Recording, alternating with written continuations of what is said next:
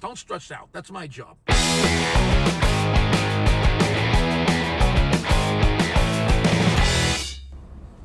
Hey, what do you hear? What do you say? My Facebook, YouTube, Twitter, Instagram, Google+, your sister's ass, the Pony Express, a very ticked off Vic here.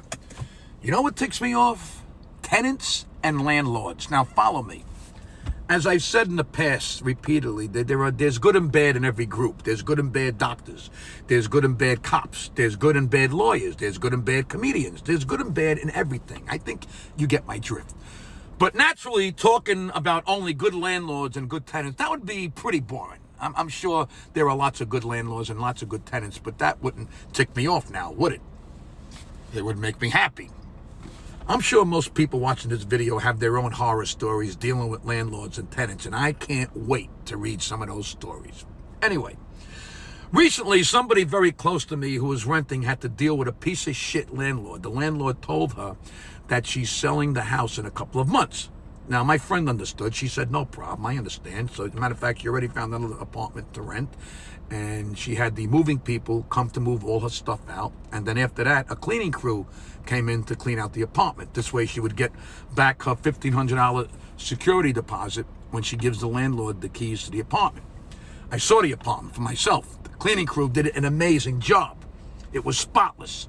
You know, you had the usual little holes in the wall that held up pictures, but everything was clean and neat. All the old fixtures were replaced, and you could have eaten off the floor. That's how amazing the cleaning crew was. Okay, unfortunately, this miserable witch of a landlord said that she's taken $50 off the security deposit because she found crumbs in the kitchen sink. You heard me right. She found crumbs in the kitchen sink. I just wish I was there. I would have shoved the fucking crumbs down her throat. But I told my friend, don't stress out. That's my job. There's a great line in the movie A Bronx Tale when C was chasing after his friend who owed him $20.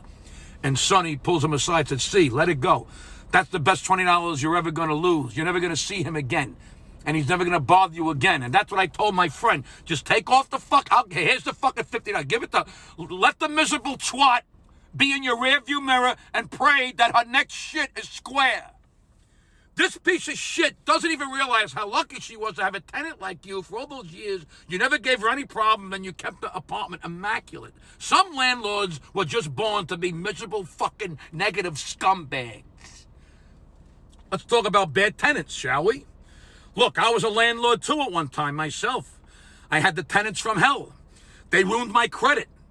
Took us years to have them evicted because the laws in New York are all for the tenants. They were professional tenants, if you know what I'm talking about. Professional squatters. They knew all the loopholes and all the laws, and they just soaked the system.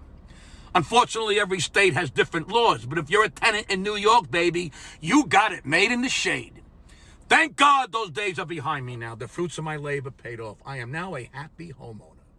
Landlords and tenants, that's what ticks me off.